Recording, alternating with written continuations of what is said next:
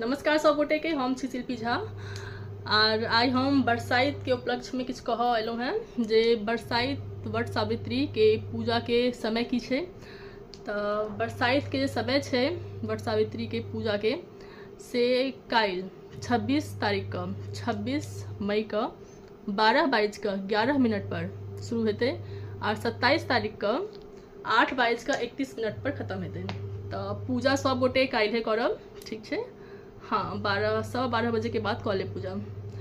और जे एको फकरा होइ छे अपना सबके मिथिला में बरसाइत में से फकरा सेहो कहै छी। बहुत गोटे के फकरा नहीं हेतन याद, या हमरा अपनो याद नहीं रही है बेसिकली।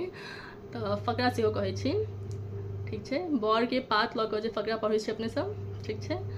तो पहले फकरा हेतै पीछा, पहले पढ़बे अपने सब बर लिया आ मर दिया, ठीक है। बर लिया मर दिया, अहिना 3 बेर पढ़बे, ठीक है। पहला बेर बर लिया पीछा और आगू में कहबे मर दिया, ठीक है।